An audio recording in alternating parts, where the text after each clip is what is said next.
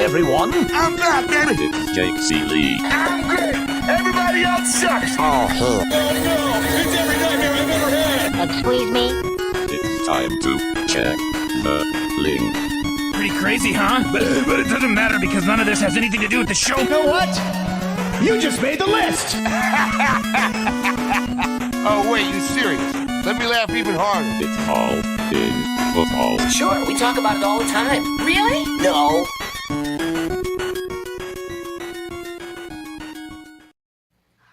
What is up, you ducks? All on football on FTN. If you want to get 20% off, code all in, get you 20% off over the fantasy. FTN fantasy. That'd be specifically The fantasy website. The fantasy with Chris Meaney over there. If you want to get the athletic fantasy, you can just click on one of my articles and, save and get probably $1 per month. I think that's still going on. Congratulations once again. Announced 2 winners yesterday, Chris, for the t-shirts.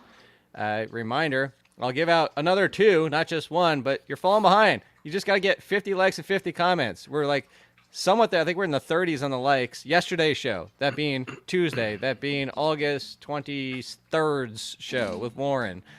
50 comments, 50 likes, I'll give away 2. I'm still giving away 1, but I'll still give away 2 if you do it. Comment after the show. Still do it on this one too, because that's how you enter the contest. That's how you win potential Band Kickers t-shirt, which the Jaguars went from being my favorite team of all time then being my least favorite because they brought another kicker in. I thought we had something special for about 7 hours, Chris, and then the Jaguars were no longer my favorite team. Did they bring someone in last night? I saw you tweet. Yeah, I had a good laugh at your video. So they okay. Well, I mean, it would be nice to roll without a kicker all year. That'd be funny, but could you? No, it wouldn't be funny. That would be the most entertaining team in the NFL. Could you imagine if you never kicked a field goal? That'd be so much fun. Yeah, and if you're Jacksonville, you shouldn't settle. You should be trying to put up 6 every time. Yeah. Hey, look, I didn't settle. Took me 7,000 years to find somebody to finally marry. Like, come on, Jaguars, we're on the same squad over here. Don't settle. Meaney was in a draft last night. He was in the Superflex online. He was Superflex Flex Leagues online. Link to get there's a lot of flex stuff in there. Anyway, we're talking about that. Let's kind of break down some of the picks, not just from a Superflex standpoint, which we recommend. Again, everybody give it a try. Doesn't have to be your only way to play, but give it another try. It brings back to the value of the quarterbacks. Hint, 5 quarterbacks went the first 1 through 5 off the board. Yeah. And we'll talk about your team. We'll talk about different strategies for that and more from the preseason news. I promised I was going to ask you, Chris. We talked about it yesterday, so we don't have to spend a lot of time on it. But I wanted to ask you about the Travis Kelce thing we talked about yesterday. I jokingly, kind of tongue-in-cheek, is he even top 3? But I said this yesterday, Chris. Is there a world where we could argue that Travis Kelce is the 3rd tight end in 2022, that Mark Andrews is clearly the number 1 after just what happened last year, that Kyle Pitts coming off 1,000 yards and only 1 touchdown, that he takes a step forward, and all of a sudden, Kelce is now number 3, especially because of the snaps. The snaps have been 1 for 1. I said this yesterday, 1 for 1 in the preseason. It's not going to be in the 60% range, but as we headed out on Monday, you teased it. It's now age 33 season. They're starting to monitor his workload. It's a different offense than we're used to seeing. Is there a world, or I guess more so is there a world, because of course there's a world, yes. What's the odds that you would place on a 1 to 10 scale where Kelce's not the number 1, he's not even the number 2 tight end this year? Oh man, I'd say there's like a 75% chance that he's not the tight end 1.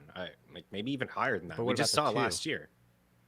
The 2s, I could see Pitts.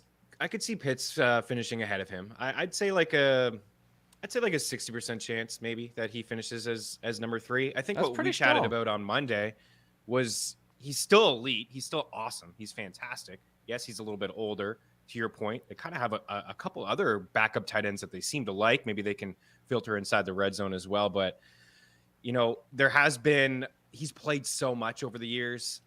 It seems like some injuries that he's played through. But I think the overall takeaway for me with Kelce is that he – and Mayo said this when I joined him, and I know you do some stuff with Pat as well. When I was up in his studio last week, we chatted about Kelce, and he's always just been a big Kelce guy. Like, Kelce first round, I'll always do it. I have the edge on everybody at the tight end position. But now that gap isn't as significant anymore.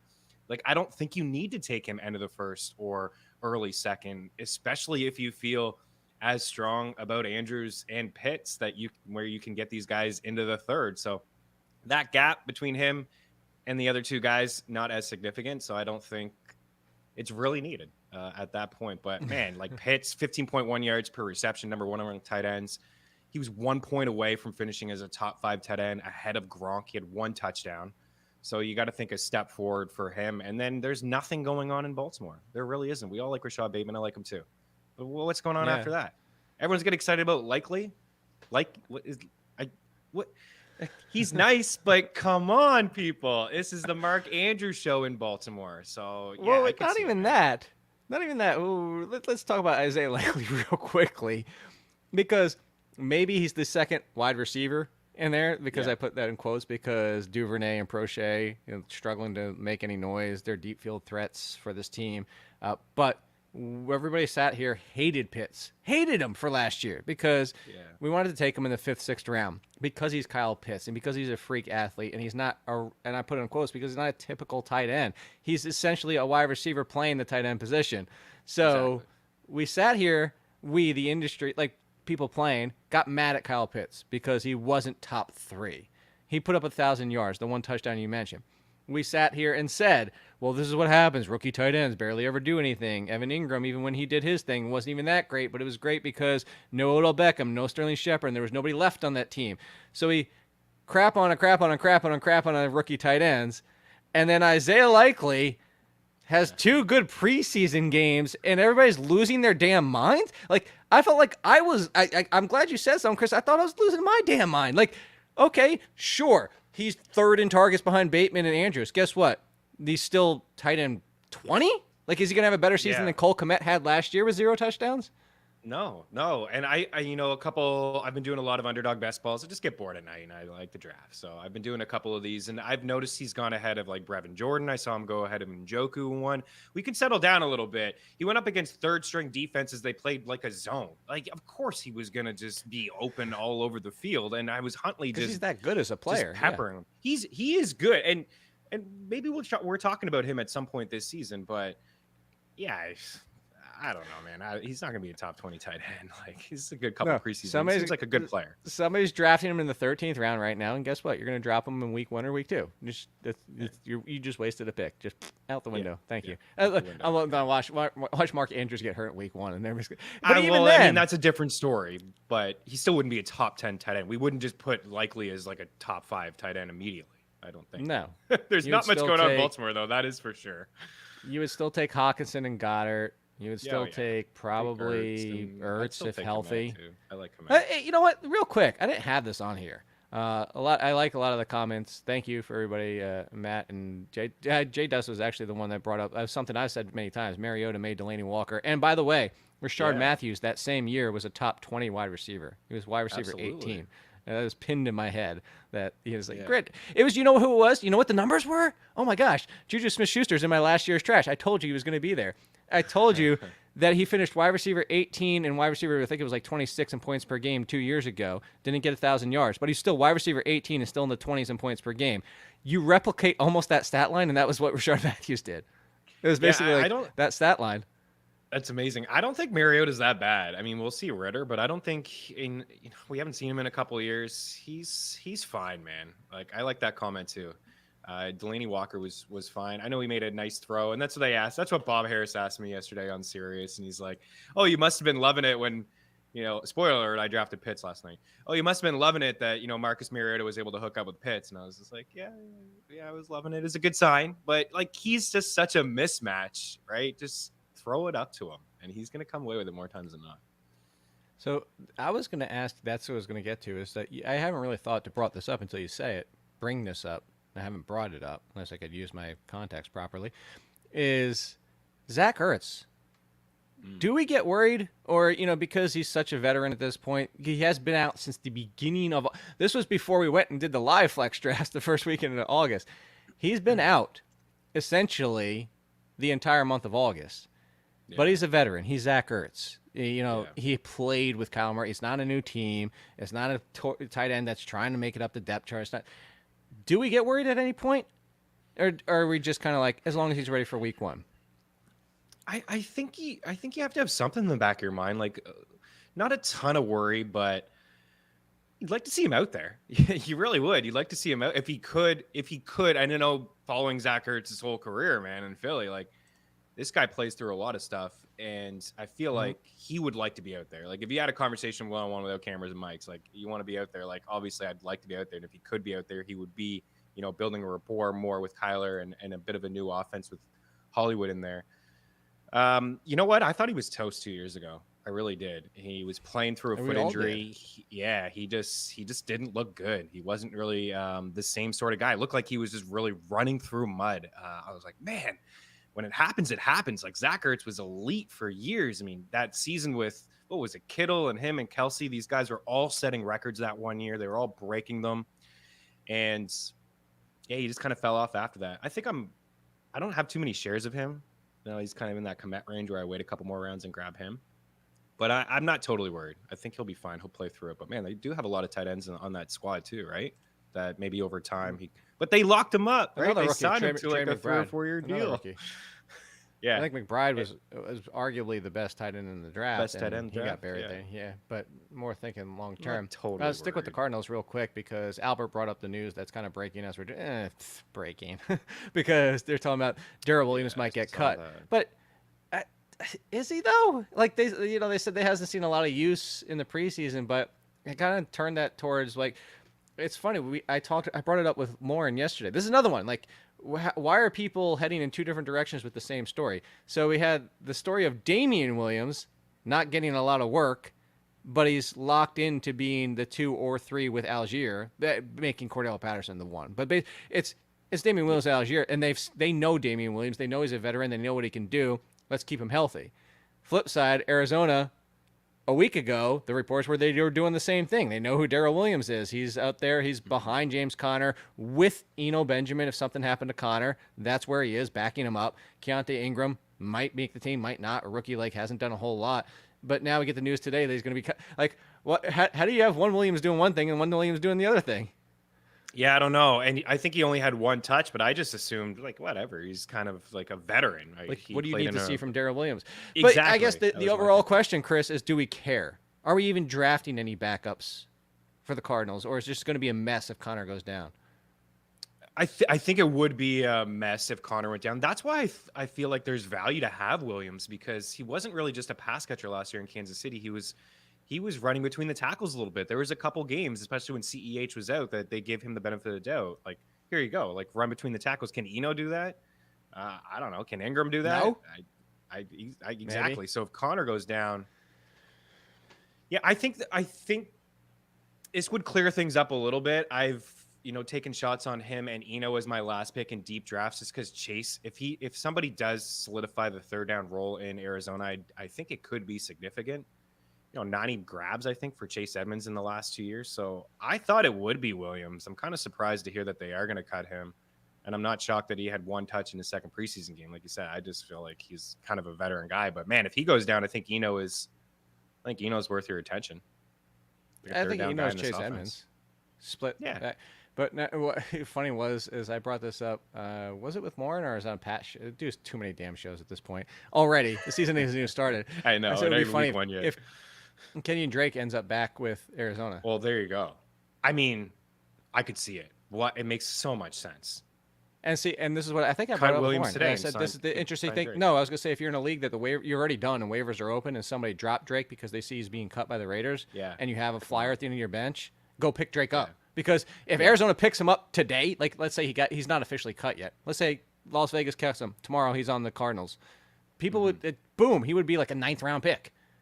Yeah, he would. I mean, he knows the offense. He's very familiar with it. He was like, I guess he would just take Chase's role. Right, he lost his role to Conner, and it would just take Chase Edmonds. I could see him ending up there. I could see him ending up like a team like the Giants because the backups behind Barkley are Breida and Brightwell.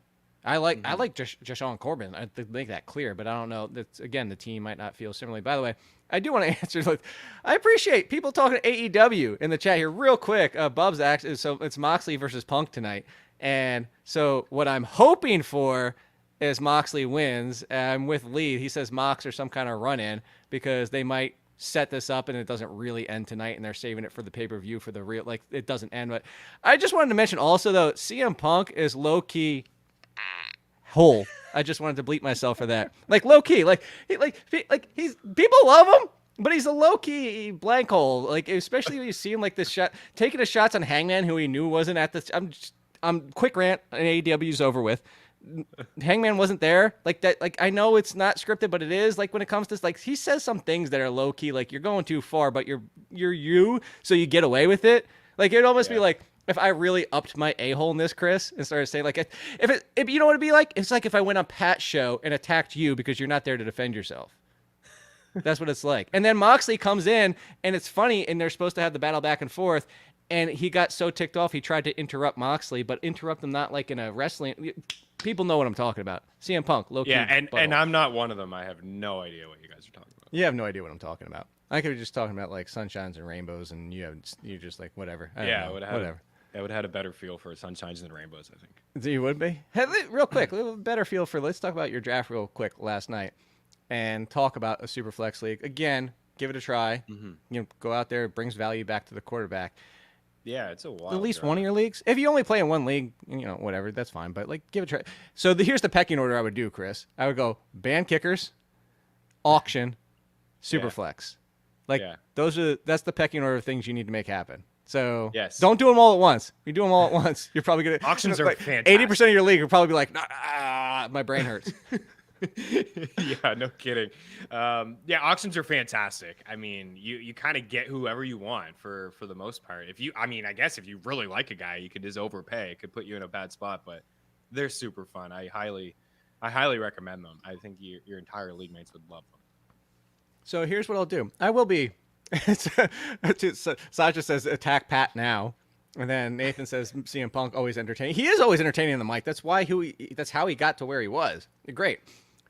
I will attack somebody. I'll pull a CM Punk. Florio's not here to defend himself, but I love Florio's note. Look, I'm quote unquote attacking him because I want to bring up this strategy for a general. So he took Jalen Hurts with the 5th pick. It went 5 straight quarterbacks to start: Allen, Herbert, Mahomes, Lamar Jackson, Jalen Hurts. The 6th pick is when we got off the quarterbacks. So he takes Hurts in a Superflex. But this isn't, for everybody out there, this isn't specifically for Superflex. I'm bringing this up for a point. Joe Pisapia talks about it in his book every single year, RPV, replacement player value. I forget what he calls it. Anyway, it's about the fact that you cannot come out and be like, oh, I'm dominant at quarterback, I'm dominant at running back, I'm dominant at wide receiver, and dominant at tight end. I'm dominant across the board. You're not going to be. That's how drafts work. That's what you have to give up something somewhere. But you're also likely to have a leg up somewhere. So the reason I'm talking about Florio's team, defending champion, by the way, is he took Hurts at 5. You are now a leg up at the quarterback position. You have one of the top 5. That's arguably where the tier drops. And then we go from there. You need to continue with that strength. The problem was he didn't get a second quarterback to Daniel Jones in the 7th round. He gave up his strength. He legitimately had a leg up at quarterback, and now by Daniel Jones being one of the weakest QB2s in the league, he's now even with the rest of the league, and his team is good. Diggs, Lamb, Fournette, Hall. But now he's just neck and neck with everybody else, where you had a leg up on everybody else. Do you agree with my strategy philosophy? So, like, if you're going to do Hurts, he should have came back and drafted Stafford or Lance or Rodgers. Like, that should have been, and you would have been in a dominant position at the quarterback spot. Yeah, I think it's relative. Casey just said, I think it's relative position value. You're right. Yeah, it is. It's relative position value. Yeah, Pisapia does some great stuff there in his book. Yeah, I mean, I think maybe if he did Fields there, in the 5th potentially, I'd say Fields has a better chance of finishing as like a high end quarterback. Even your 2, guy, maybe which we'll low get to end in a minute. quarterback 1. Or that guy. Yeah, I do agree. His thinking, I think maybe because the first 4 people that took quarterbacks, they address it again, right? You know what I mean? Like Allen with Cousins, except for Fred. Zinke except didn't for Fred, Fields. but he did Fields, so it's kind of like the cutoff. I think maybe close to it. And then Jackson with Lance. I mean, wow, Jackson and Lance for Bogman is a nice one too. I know. Holy crap. And then so I think he's thinking he's got himself a top 5 quarterback, and he'll be good with Hurts, and Hurts he can lean on Hurts a little bit, and then Mariota will be fine, or Jones will be fine. But he did get Mariota. He's got the duo there, Mariota and Ritter. Yeah, I agree. I think maybe you attack it again. I'm not shocked at how this played out. Like the first 5 quarterbacks off the board like that. This is usually what you'll see in a Superflex. Yeah, so it's a Soup Talk podcast. We have all those rules in this league. I love that. Or her league, whichever. Sasha, yes, change defensive scoring is number 4. I broke that down in the article, Fantasy Football 101.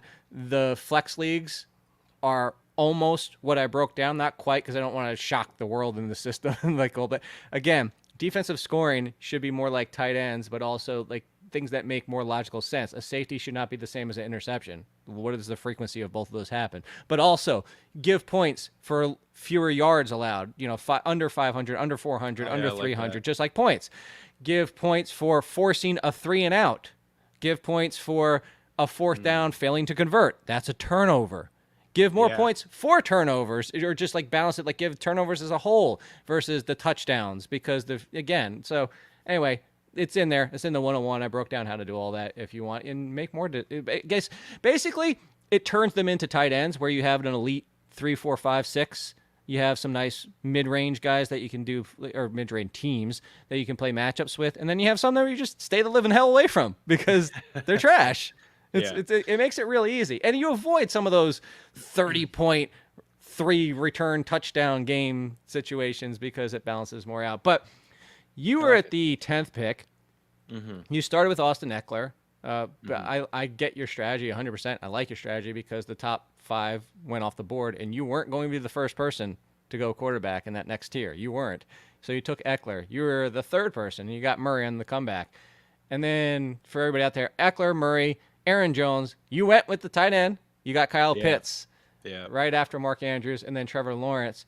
So the one thing that you did that I like, Chris, is not just the fact that you realized that your value is going to come probably somewhere else. You have solid quarterbacks. I actually really like your Kyler Murray, Trevor Lawrence duo, but you went Eckler and Jones, and then Pitts. So now you have one of the best running back duos. You have one of the best tight ends. You have a lot of flyers at wide receiver. Admittedly, I think you'll agree with it. Marquise Brown, Elijah Moore, Amari Cooper, Christian Kirk are your top 4. Those are your. Everybody would look at your team. Nobody would sit here and be like, "Oh, I really love Chris's wide receivers. They're sketchy wide receivers." I don't have a one. No. But here's what I'll say: unless Eckler or Jones gets hurt, which is always a possibility, but if they don't, I just talked about with Jeff on his show. You have a focus on the waiver wire now. You're not trying to chase running back and tight end. You're done with tight end. If Kyle Pitts goes down and gets hurt, you're done. Like you lost your edge. You're not going to be like, I'm not going to find Kyle Pitts on the waiver wire. Yeah. At quarterback, you're solid. At running back, you're great. But now you limited down your focus where now you can manage your fab and your expectations where you're not blowing up your fab by week 5 or 6, and that's completely, by the way, play with fab too. You're not completely done by week 5 because you're chasing, and chasing 3 positions. You have a focus. Yeah, and you know what? I figured that I would probably attack the running back position in the first couple picks. Like you said, by the time it got to Eckler, I thought maybe Jefferson and Kupp fall to me at 10. They didn't, so I was kind of in my head a little bit between Eckler and Chase, a little Derrick Henry. I really like Devontae Adams too, and I just figured, I'll take one of those 4 here. And somebody will take Burrow. I would have been happy with Burrow, Brady, Kyler, or Russ, and I actually have Kyler ranked ahead of those guys, so I was happy to get Kyler. And then I was thinking to myself when it came back to Jones, you and I've had conversations. I'm a little uneasy about Deebo Samuel returning value, Mike Evans. Things have changed in my mind about Tampa's offense and Mike Evans and the offensive line and guys just falling. So I was like, you know what, I'm going to take a running back here, and I look across the board at everyone's like 1-2 punch, and I feel like I have one of the better 1-2 punches. Like Harris Football, Henry and Williams is nice. Chubb and Akers is a real nice combo, and Cook and Kamara to your current colleague, my former colleague Beller. I like that 1-2 punch as well, but I feel like I have a pretty solid 1-2 punch at running back. Where I was back and forth, where I think what changed my draft, and it really does, when you draft a tight end that early and you pass on a wide receiver, that alpha wide receiver, it does kind of change the outlook. And you're right. When you look at the team, I'm breaking this down. It's like, wow, like I don't have an alpha wide receiver. Everybody else has a 1. I mean, Sutton, Higgins, these guys could be 1s. Keenan Allen, those guys are 1s. I could view Kyle Pitts as my wide receiver 1, and I don't have Bogman has Waddle could be a 1. Yeah, that maybe. maybe not, but he attacked quarterback, running back. So he kind of did the same thing, but he's maybe a little bit weaker at tight end. But yeah, that's kind of what happens when you take a tight end in the first couple of rounds and you pass on a wide receiver and you like to get those running backs. And I don't like very many running backs outside the top 20, so I want to get 2 of them. But I took some shots on some wide receivers. I kind of let the draft fall to me, Jake. Like Cooper went as wide receiver 34. Wide receiver 34.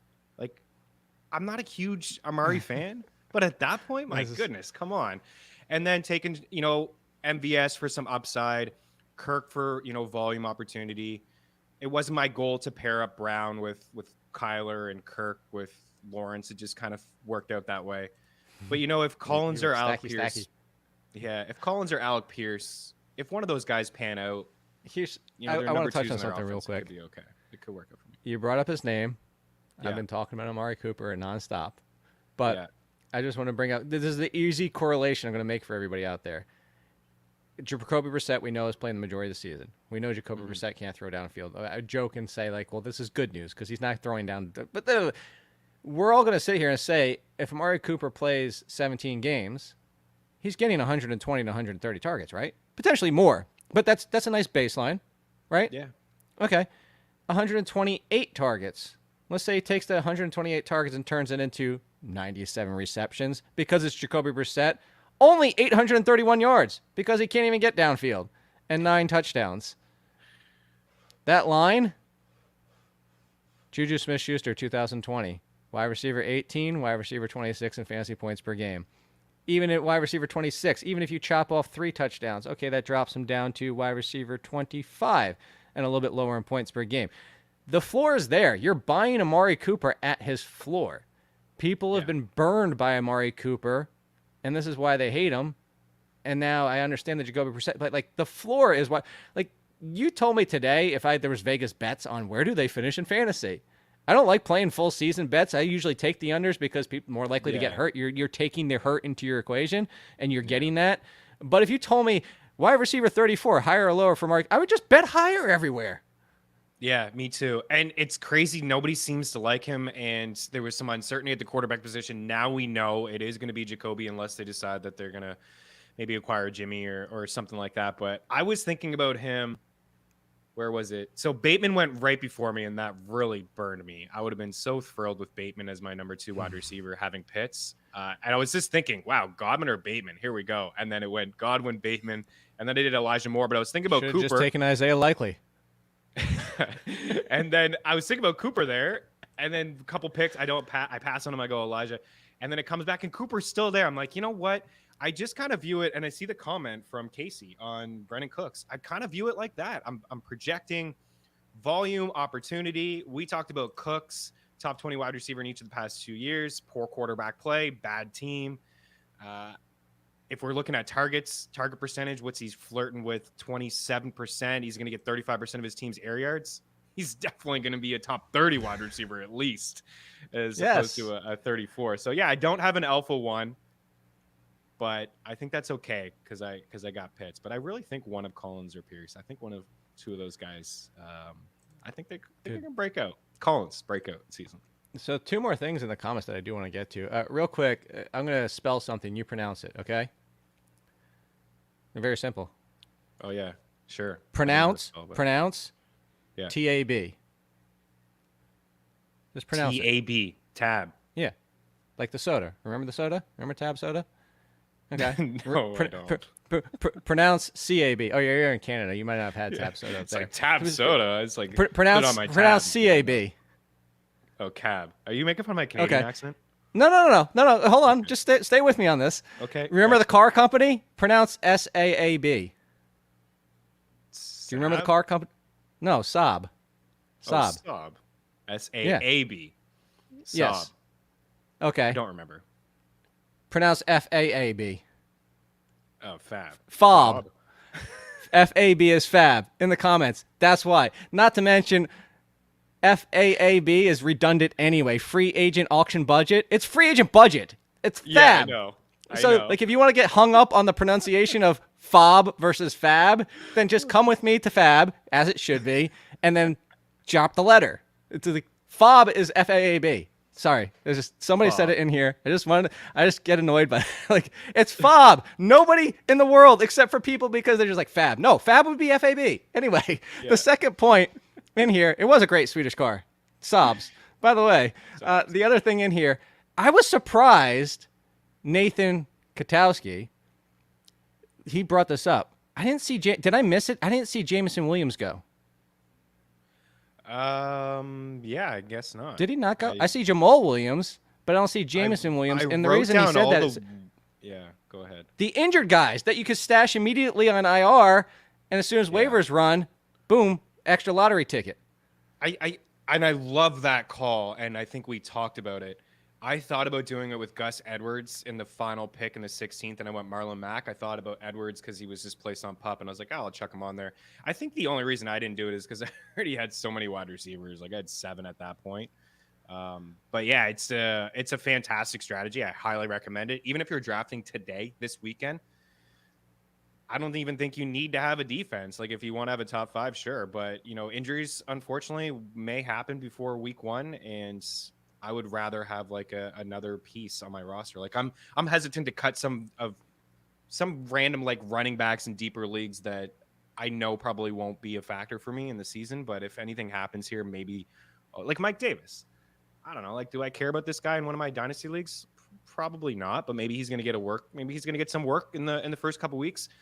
Just have him on your roster instead of a defense. And if if J.K. Dobbins is ready to go week 1 fully, then, you can just make that swap. But, yeah, it's a good call. Well, even if Jameson Williams missed half the year, he's on your IR.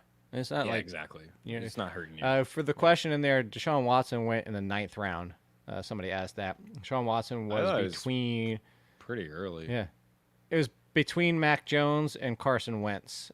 Baker Mayfield still on the board, Zach Wilson, Mariota, Davis Mills, the other starting quarterbacks, and then the drop-off from there is the Pittsburgh guys and backups / not playing. So, would you take Watson? I mean, I don't see the point. No, he would be my 3rd quarterback. There's the other issue with it. I know there's very few leagues out here that do this, so I'm not really speaking to you anyway, but the 99% of leagues don't let you. Suspended players don't go on the IR. You're absorbing a bench spot. And I think the other aspect that people kind of lose in Superflex as a general strategy, if you're not playing Superflex, my home league, we added an extra bench spot, made it go from 6 to 7. Because in a Superflex, if you're trying to, I'm not trying to say, don't make people make tough decisions. I just threw a double negative in there, so hopefully you understood what I was trying to say. I'm for tough decisions, but when you're in a Superflex, I'm not saying for the people that hoard quarterbacks, but generally we're already in a 12-team league. 4 teams are going to have to play I hope somebody gets hurt or somebody loses their job. So people are stashing quarterbacks just to try and be competitive, and that's the difference here. So a lot of teams will have a 3rd quarterback just wasting away on their bench. So it's kind of like you drop down to 5 bench spots. So I'm not taking my 5 bench spot drop down and using somebody who's just suspended for 10 freaking games. He's not coming back till week 13. So sure, if he makes the playoffs, and he probably will. I mean, is it Tozzy or how do you pronounce it? The Tozy Bros. Is it the Tozy Bros? Tozzy Bros. I was right first. So just choke on that. Great. Tozy Bros. The Tozy Bros. I mean, the dude sniped me all day, and I remember being in. I remember meeting him in New York and Sirius, and super sharp guy. I think he was coming off a championship that year, but I was a little surprised with that pick because he's, like you said, he's hanging on on your bench until week 13. So you're going to have 2 weeks before fantasy football playoffs start. And if anything happens to Akers or Edwards, or just, I think so much is going to happen from now and from week 1 to week 12, where who's the first guy that he cuts? It may be him.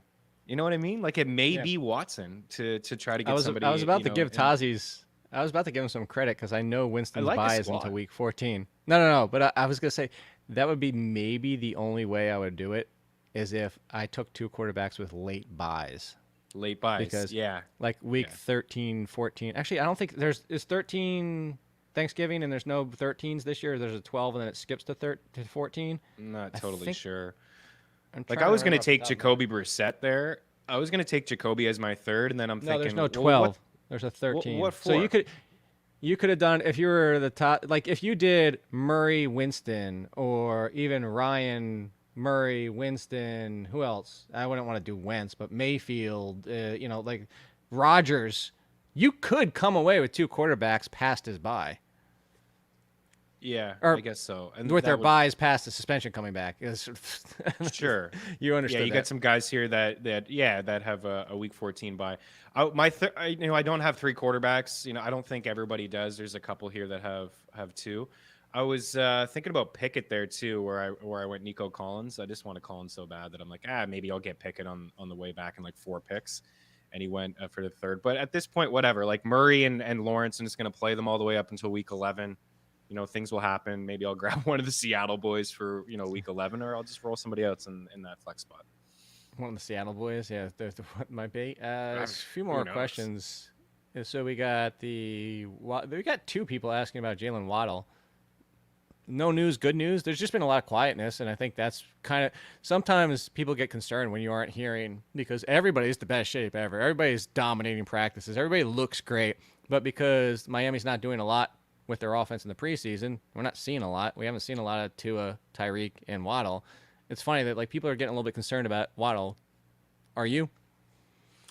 There's a lot of Waddle questions, I think, because people play in keeper leagues, and some of their rules is like, if you drafted a guy in the 9th round, you get to keep him for like a 7th. So I feel like Waddle's that guy. I have that decision in a couple of my leagues where he was a middle round pick, late round pick, and then now you can keep him at value. But I'm not totally in. I think he's a really good player.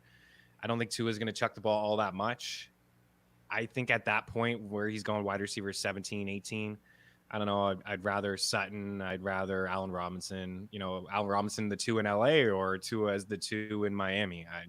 Just give me the Rams offense. So I don't have too many concerns. I think he's a fine player, but man, you got Tyreek Hill there now. So these guys both finished inside the top 10 in targets last year. I don't think it'll be the case. I chucked a board to Fox. If you want to chuck it up and give your viewers a look, I got Randall coming on Mean Streets. So it's a board of the picks. If you wanted to, it's up to you. I think we could do that.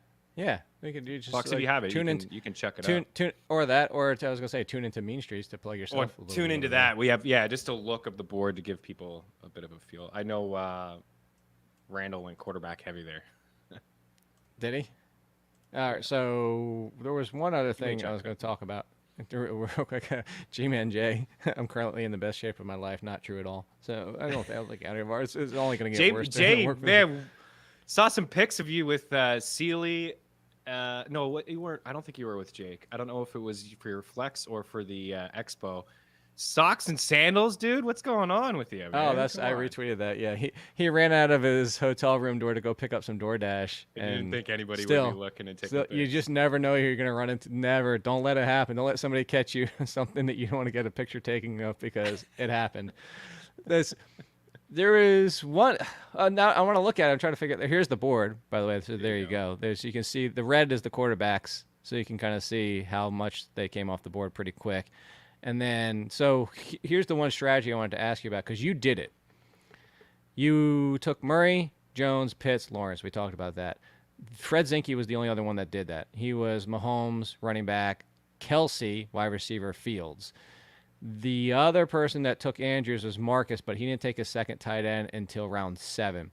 If you're in a super flex, unless the board kind of fell the way that it did to you, would you generally lean away from 2 quarterbacks and your tight end in the Superflex in the first 5 rounds, or is it just the value is there for you? Or do you ever think about that? Because in a typical draft, we sit here and tell people, if you are going to go quarterback early in your home league and you take Patrick Mahomes because he's in the 4th, don't go Patrick Mahomes and then George Kittle back to back. Don't take both. Take one or the other. Does that change things up for you in the Superflex?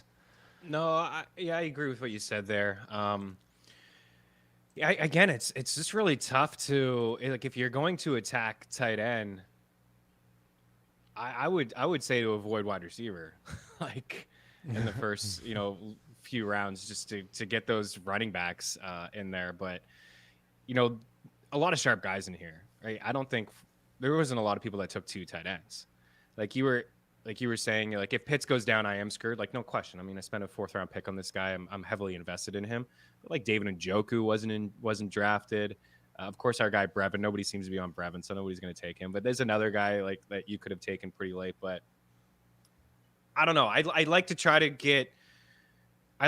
attack the running backs. Like we talked last week. Let the draft kind of fall to you. People are going to take quarterbacks, and it's going to create some value at the running back position or at the wide receiver position if you wanted to go that route. But yeah, man, I don't know. I think you got to take 2 quarterbacks in the first 4 or 5 rounds.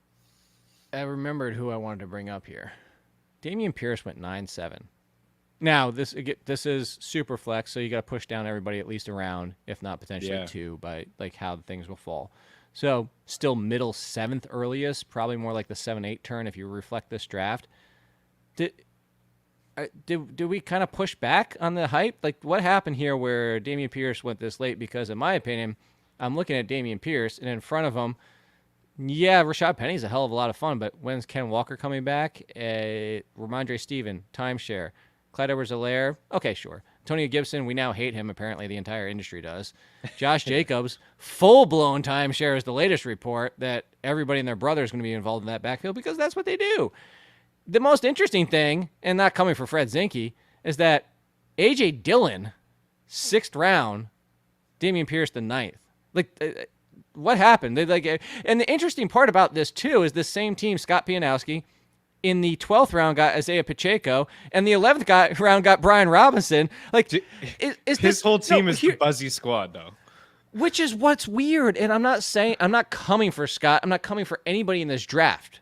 But is it possible that this draft reflects that the buzziest players may be buzzy, but when it comes push to shove, the quote-unquote experts, the industry, and like the way this was drafted is how we really feel. Right. Yeah. No, I hear you. I hear what you're saying. And I actually like Scott's team. I love the way that he started. CMC, Adams, Carr. I really, really like that start. You know how I feel about Carr. But then I was thinking about Pierce with Cooper as my 3rd. And I thought maybe he would just fall. Like he went as RB32. I have him as a top 30 running back. I agree with some of the names that you mentioned. I think I would rather have him over Penny and, you know what, maybe even Jacobs and Gibson. And I just think he's really going to be a workhorse running back for Houston and catching balls in the backfield. But then he did take a lot of those buzzy players. Like, and we like Schultz. Like he has a great team. But Pierce, Robinson, Pacheco, Isaiah McKenzie, like these are all guys that have been talked about at length all summer long as guys that have continued to jump off draft boards. And I want to focus on the point here, Chris, is like if people are listening to us and they're listening to multiple podcasts, we shouldn't be the only opinion they listen to. I mean, I should be, but the people shouldn't grow your knowledge across all. There's great podcasts, there's great articles by everybody. Like to grow more knowledge, better. But if you're paying attention to these players, we talk about them. SiriusXM people talk about them. Other so you're articles saying are went written early. You're saying that some of these other just jumped on them. No. What I'm saying is this. Is a potential downfall to the people listening to us for advice that we talk about them on every single show. That's all we've talked about. Guys, say we, the industry. It's all we've talked about because that's who we're talking about, because they are buzzy, because they're interesting, because that's who people are asking about. But when you hear the name, even if we sit here and say, be reasonable, but you hear it, that Pierce in your home league is going to go in the 5th round. Singletary, forget him for a second, but Brian Robinson is going to go in the 6th. Pacheco is going to go in the 6th. But this is how it should be. But because everybody talks about him, it's not how it's going to happen. And I don't want to say we're doing a disservice because we can't not talk about these players, but you get what I'm getting at here? Yeah, no, I do. I think maybe just some people buy in, some people don't. But I don't know. We've talked a lot about him. Like you said, he is a buzzy player. I kind of thought maybe he'd fall a little bit more, to be honest. It just seems like some people are split. I don't know. Like some people like him, some people don't. Clearly, a few people on the left side of the board don't like him as much. I think for where he went, I think it's fair. But if you like him, I think you get him. I mean, Bob asked me that yesterday on Sirius about certain guys, and especially buzzy guys. Like, do you reach? How do you draw that line? Do you reach on a guy? Do you wait on a guy? I think if you like Pierce, you got to be aggressive, right? I think you got to be aggressive. But to a point. You got to grab him. To a point. Yes. Yeah, you don't want to be reaching ahead of like a Damian Harris, for example, right? But yeah, you get your guy. I don't know. I think the price is fair, actually. Interesting. I just noticed there's 0 running backs in round 7. Not a single running back. It's kind of the dead zone, right? And that's where, because you push them up, it's like the 5th, 6th turn. That's kind of where that 5th round is where. So before we get out of here, I did want to bring up rookie wide receivers. Lauren's not a fan. I jokingly say Lauren's not a fan. She doesn't like rookies. She doesn't like the hit rate of rookie wide receivers. But I wanted to bring up, because we had a couple real quick before we get out of here. Romeo Dobbs, if we finally figure out, can somebody get a consensus on his name? Chris Olave, Alec Pierce. I'm trying to think. There was one, George Pickens and David Bell. Those 4. Before we get out of here, we did it yesterday, Chris, but you weren't around for it. We'll make a list. I was trying to do it quietly, like, because we're making a small list. Yeah. that was more like squeaking. That was like list. And I was going through puberty when I made a list there. Apparently, when a list. You know what? Let's throw Wan'Dale Robinson in here too. Those 6. Did you write them down? Dobbs, Alec Pierce. You ready? You got these? Dobbs, Pierce, Pickens, George Pickens, David Bell, Wan'Dale Robinson, and Chris Olave. Yeah. How would you rank those 6th? I would go Olave, Pierce, Pickens, Dobbs, Wan'Dale, Bell. So you're not really buying. You're not buying Aaron Rodgers' love for Dobbs. I am. It's really close. It's really close to me between him, Pierce, and Pickens. There's no question. I just think, lately we've really seen him jump ahead of Christian Watson, but I don't know, man. Watson's pretty good. I wouldn't be shocked if Watson was the guy. We've seen some moments from Dobbs, like he had a nice fade. There was a nice fade play where he caught the touchdown, but he also had 2 drops in that game, and Rodgers talked about his drops. He talked about both guys, I think, earlier this week in a press conference, and I think he pronounced it Dubs, but I think he also said his name, which is cooler. I think he also said it in a different way in another presser, so I think he's learning himself as well. But you know what? Watson there, when it gets going, I think Watson over time will overtake him, and then you still got Tanya, and you still got both backs who can catch. Alan Lazard there as well, and we're gonna start the season with him as the 4, so it may take a little bit of time, but yeah, man, Alec Pierce could be the number 2 in that offense. I kind of expect him to. He's running 2 wide receiver sets already ahead of Paris Campbell, so I just think that there's maybe a clearer path for him to have more volume and more opportunities. It's really close to me, but I think out of all those guys, Olave is a guy that's really moving up boards, right? Michael Thomas already dealing with something again. Olave is the guy that has the highest ceiling. Dubs. Is it Dubs or Dubs? Yeah. Yeah. Dubs. There you go. There you go. Wu-Tang. Dubs. I watched was it Day Shift? It was pretty funny. Was it? Yeah. I thought it was going to be hokier, but it was just comedy mixed in. Anyway, Dave Franco, shout out. I laughed a lot at you. Well played in that. They definitely played the nerdy role very well. It was pretty funny. Anyway. I wonder if it was Dubes. Dubes? No. I like it because then you can throw up Dubs. Like you throw it up to Dubs and throw it up to Dubs and It should be a celebration. I mean, he will probably score touchdowns. We like Dotson too. I was just, of course, there's other rookie wide receivers. Christian Watson, you mentioned, but those were the ones that kind of got some buzz from week 2 of the preseason, which we're kind of closing out for this episode. Week 3 of the preseason. By the way, it's the last preseason week, everybody. A reminder, this is it. Week 3. Finally. Done.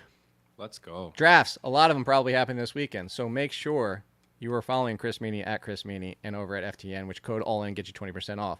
I'm at All In Kid. You can find my rankings, projections on The Athletic. If you haven't gotten them already, go over there. You get a discount offer.